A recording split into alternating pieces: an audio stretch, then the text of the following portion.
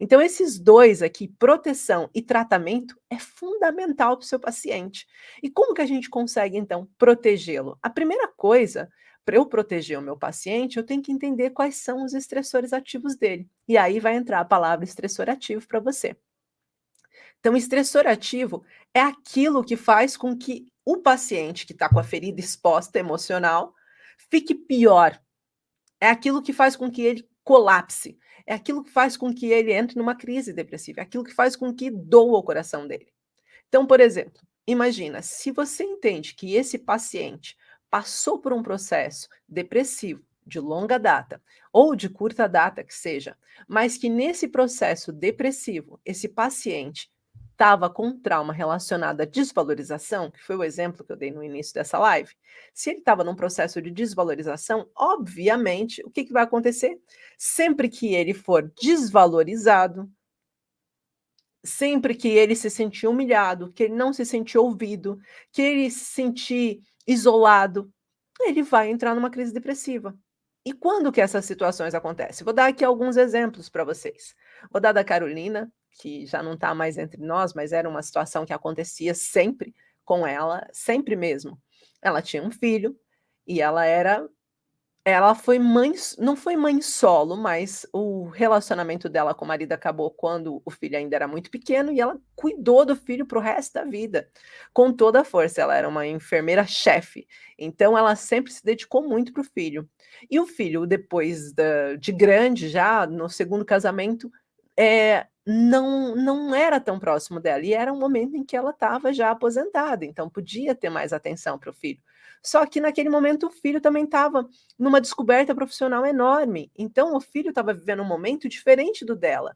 E para ela, tudo que ela mais queria era a atenção dele. Tudo que ela mais queria é que ele estivesse ali perto, que ele estivesse com ela. Então, só dele não estar com ela, ela já ficava doente. Ela já adoecia.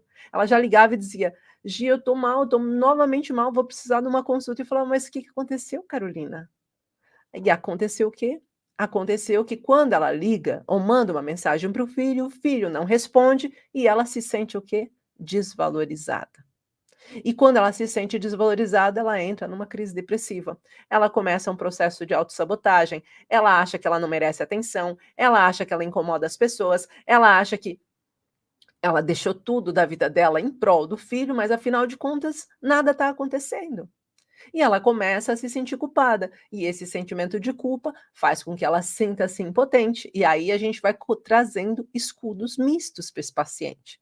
Então, entender qual é o estressor ativo faz com que esse paciente tenha menos esse sentimento, entre menos em crises depressivas. Você, como profissional, você precisa olhar para esse paciente e dizer assim: olha, o que está acontecendo com você hoje? E é isso que a gente vai fazer agora, e eu quero muito que você esteja muito atento nessa live para você poder colocar isso em prática. E coloque em prática e diz para mim como resultou para você.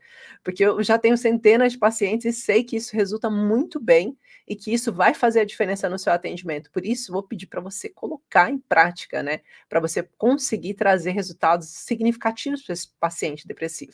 Então, os estressores ativos, eu vou perguntar: quem da sua casa que tira a sua paz? Quem da sua casa que, às vezes, só de estar ali presente já faz o seu coração bater? Pensa nisso também, terapeuta. Pensa nisso, porque terapeuta também precisa de terapia, né? Então, pensa nisso você também. Quem da sua casa que às vezes suga a sua energia sem precisar falar nada ou que você se estressa? E eu não estou perguntando se está certo ou se está errado. Se essa pessoa faz por querer ou se faz sem querer. Como eu sempre digo em consultório, não se trata de quem está certo, se trata do que você está sentindo, porque é isso que a gente vai tratar, o seu sentimento e não quem está certo ou quem está errado. Quem está certo, quem está errado, a gente deixa para o tribunal, o juiz fazer isso. Num ambiente terapêutico, a gente tem que olhar para o seu sentimento, valorizar o seu sentimento. Não importa se sua mãe não fez, não é isso que a gente tem que olhar, tá? Até porque se seu paciente sofre com desvalorização, se você disser para ele, na cara dele: ah, mas você não tem por que se sentir assim. O seu filho não faz por mal, o seu filho, na verdade, está vivendo a vida dele. Como eu falei isso para vocês, ela nem vai mais te procurar, porque ela vai se sentir numa crise depressiva e ainda vai achar que você não compreende ela, é mais uma que não compreende. E é verdade, gente, por quê? Porque o que faz entrar em depressão e ansiedade é a percepção do trauma que você vivenciou. E se a sua percepção do trauma, aquele trauma que você vivenciou, trouxe para você conflito de desvalorização, sempre que você se sentir desvalorizada, que você não se sente ouvida, que você não se sente vista, que você sentir que a sua presença naquele lugar não soma nem diminui, sempre que você sentir que você na sua vida não significa nada, não atingiu ou não alcançou nada, você entra numa crise depressiva, tá? Então isso é muito claro aqui para vocês. Então, estressores ativos significam isso. É aquilo que faz a sua ferida emocional aumentar. E aí a gente começa perguntando, dentro da sua casa, tem uma pessoa que só de chegar ou falar alguma coisa para você, vamos tentar entender sensorialmente como é que ela te afeta. Tem pessoas que é porque proximidade, então a gente está falando de toque. Quanto mais perto ela tá, ela já te estressa. Sabe quando você já está vivendo na casa com seu ex-marido, mas você continua na casa? Eu tenho muitas pacientes que tiveram em casos assim. Então, automaticamente, só dele chegar, você já fica mal. Eu tive, inclusive, uma paciente minha que ela, o marido mal estava chegando com o carro, e ela já tinha crises e crises e crises de ansiedade. Só dele chegar com o carro. Só dela saber que ele ia chegar perto, que ele ia dar um beijo nela, ela dizia até para mim: "Só de saber que ele vai encostar no meu pescoço, eu já fico agoniada", porque ele tinha um problema de alcoolemia, e ela não conseguia mais conviver com ele por conta disso, então só dele chegar já era um estressor ativo para ela. Então, às vezes, você tem que entender, para esse paciente, quem são as pessoas que lhe adoecem, quem são os estressores ativos.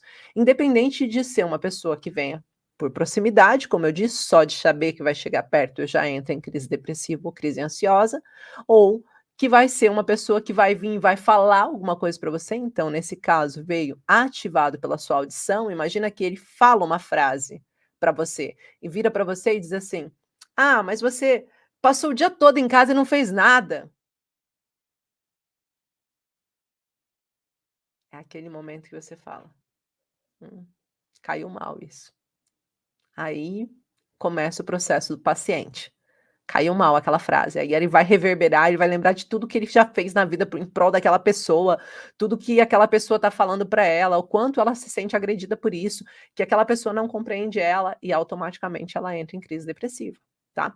Então pode ser também através, como eu disse, da audição, pode ser até porque ele trouxe alguma coisa para ela comer e que aquilo fez com que ela se sentisse mal. Quer um exemplo aqui?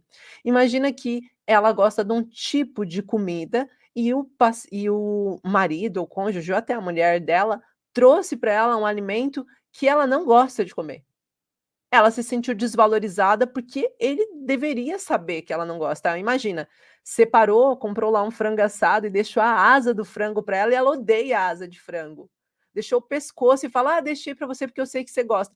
Esquece, essa pessoa vai entrar na crise depressiva. Por quê? Porque ela já tem depressão, então ela só precisa de ativar o gatilho. Ela só precisa de ativar o gatilho para entrar em depressão.